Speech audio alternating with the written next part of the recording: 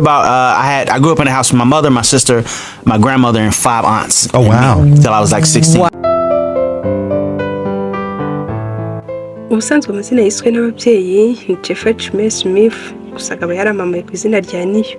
Ni umuhanzi wavuze tariki ya 18 Ukwakira mwaka w'1979, akaba afite imyaka 45 y'amavuko.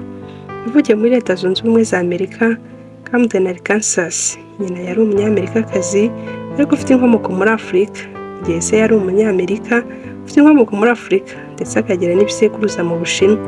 Ababyeyi bose b'uyu muhanzi bari abanyamuziki, gusa ababyeyi ba Niyo byakunze ko bakomeza kubana ubwo baje gutandukana. Nyina wa Niyo ahita ajya gutura Las Vegas, yanajyanye n'umuhungu we ndetse bari bazi ko bagiye guhura n'ubuzima bwiza. Imyaka mike cyane, Jeffrey Chime Smith yatangiye gukuza impano yo kwandika indirimbo.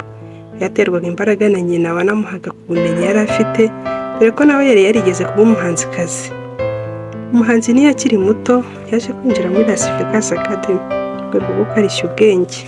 Akaba naho yinjiriye mu itsinda ryaririmbaga R&B ryitwaga Envy. Muri iryo tsinda yakoreshaga izina rya Gogo. Iri tsinda ntiryatinzeho ko ryaje gusenyuka mu mwaka wa 2000. Icyo gihe Smith wari umuhanga mu kwandika akomeje kwandikira abandi bahanzi indirimbo. Uyu muhanzi ubusanzwe wari warise Gogo yaje guhindurirwa izina n'umugabo wamukoreye indirimbo witwa Big D Evans, maze amwita Niyo. Iyo yinjiye mu muziki akiri umwana muto cyane, kuko indirimbo ze za mbere nk'uko twabonye haruguru yazikoze ari mu itsinda rya Envy, twabonye ko ryasenyutse mu mwaka wa 2000. Yaje gusinyana amasezerano n'imikoranire na Columbia Record, cyakora ntabwo batindanye cyane kuko yahakoreye indirimbo The Girl, ikaba ari indirimbo itaramamaye cyane. Umuhanzi Mark Boston barumvise iyi ndirimbo yahisemo kuyisubiramo ayishyira kuri alubumu ye. Iyi ndirimbo yaje gusohoka muri 2003, yagize Niyo umwanditsi w'ikirangirire muri Amerika. Mu mwaka wa 2004 uyu mwanditsi wari umaze kuba icyamamare yari yaratangiye kwandikira abahanzi bari bagezweho nka Faith Evans, Christina Milian, Tidra Moses ndetse n'itsinda rya Bituke. Muri uwo mwaka kandi wa 2004 yandikiye umuhanzi Mario indirimbo yatangiriyeho yitwa Let Me Love imugira icyamamare. Ibikorwa uyu muhanzi yari amaze gukora byatumye asinya muri Def Jam Record. Mu mwaka wa 2006 akorana na Def Jam Record niyo yashyize hanze alubumu ye yise On My Own Words. Iyi alubumu yesheje agahigo ko kuba iya mbere muri Billboard 200. Mu mwaka wa 2007 niyo yashyize hanze alubumu ya kabiri yise Because of You, nayo yakiriwe neza cyane. Niyo yakoranye n'abahanzi bakomeye ku isi. Yandikiye Michael Jackson indirimbo yise Black Eyed Peas, yandikiye Rihanna indirimbo yise Take a Bow n'indi yise Unfaithful. Yandikiye kandi Mario Vasquez indirimbo yise Gallery, ndetse anandikira Beyonce indirimbo yise Irreplaceable. Niyo yanakoranye kandi n'abahanzi bakomeye ku isi nka Britney Spears, Whitney Houston, Celine Dion na Lindsay Lohan. Uyu mugabo cyamamare mu muziki wa Amerika ndetse no ku isi hose muri rusange, itsindiye ibihembo binyuranye mu marushanwa atandukanye ahemba abahanzi bakomeye ku isi. Mu buzima busanzwe Niyo yarubatse. Umukobwa wa mbere bakundanye yitwa Moneta Shaw, bakaba barabyaranye abana babiri ari bo Adrienne Grace Smith wavuze tariki ya 12 Ugushyingo 2010, n'umuhungu witwa Mason Evans wavuze tariki ya 9 Ukwakira 2011. Ariko nyuma Niyo yaje gutandukana n'uyu mugore we wa mbere, atangaza Crystalline nk'umugore we mushya tariki ya 15 Werurwe 2016, nibwo yabyaye umwana wabo bise Prince Jeffrey Chime Jr. Ese uyu mugore wa kabiri Crystalline watandukanyije Niyo n'umugore we wa mbere ni muntu ki? Ubusanzwe Crystalline Smith ni umunyamideli, umukinnyi wa filime ufite izina rikomeye cyane muri Leta Zunze Ubumwe za Amerika. Yamaye cyane muri 2014 katangirana gukundana n'umuhanzi w'icyamamare Niyo. Imyaka 37, afite abana 3 yabyanye n'uyu muhanzi. Mbere y'uko Niyo akundana na Crystalline, yasanzwe afite umugore witwa Moneta Shaw, banafitanye abana 2 gusa. Urwabo rwatangiye kugira ibibazo muri 2014. Hasohokaga amashusho agaragaza Niyo ari gusomana byimbitse n'umunyamideli Christa.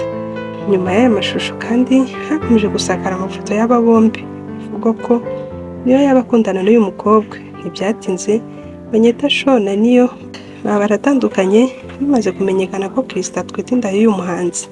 Mu mwaka wa 2015 nibwo Moneta Shaw yatangaje ko icyatumye atandukana na Niyo bari bamaranye imyaka irenga 12 ari Kristalina. Icyo gihe yatangaje ko yari yiteguye kubabarira Niyo bagasubirana, gusa Krista akaba yarakoze ibishoboka byose ngo batandukanye ndetse akabigeraho. Mu mwaka wa 2016 niyo yakoze ubukwe na Kristalina, ari naho ku izina rya Smith, dore ko amazina nyakuri ya Niyo ari Trevor Chimere Smith.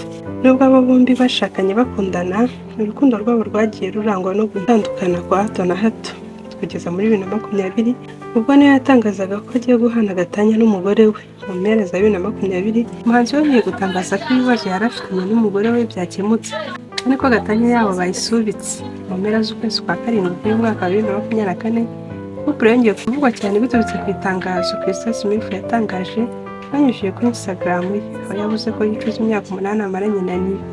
Kuva muri Gicurasi uyu mwaka niyo yakunze kugarukwaho mu binyamakuru byo muri Amerika, nyuma y'uko agaragaje ko ari mu rukundo n'abagore batatu.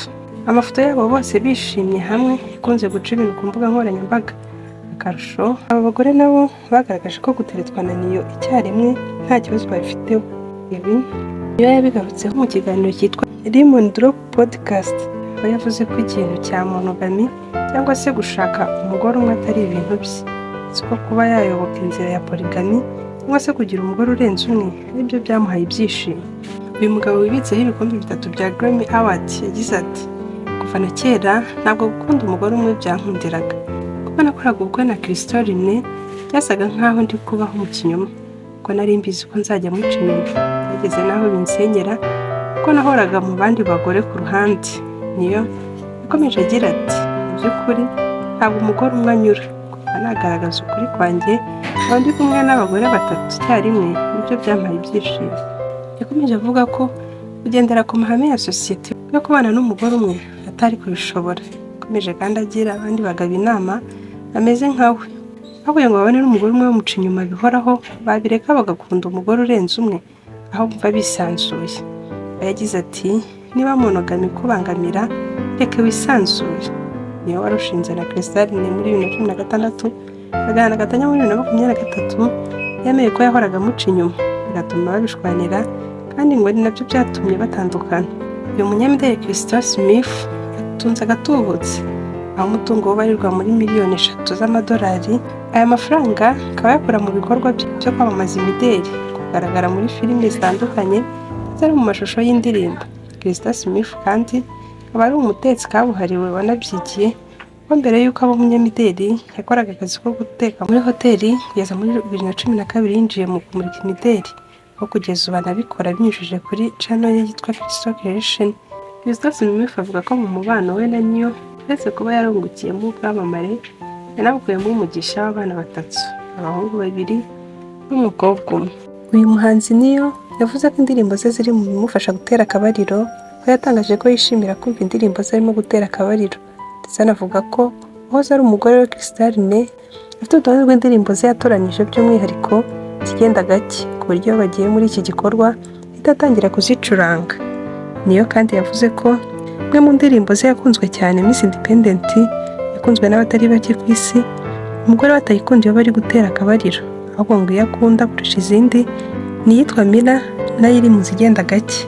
Niyo ni umuririmbyi ukomeye muri Amerika, akaba ari n'umwe mu byamamare byasuye u Rwanda mu mwaka wa 2019, wo muri Nzeri yari yitabira umuhango wo kwita izina abana b'ingagi, aho yayise Biracyaza. Niyo kandi yanasusurukije abanyarwanda bari bitabiriye igitaramo cyabereye muri Kigali Arena, we na Meddy, Bruce Melody n'itsinda rya Charly na Nina. Ikiganiro twabateguriye n'aha tugisoreje. Ndagushimiye wafashe umwanya ugakurikirana iki kiganiro. Niba ari ubwa mbere tubanye, ndagusaba gukora subscribe. Ndabakunda, Imana ibarinde.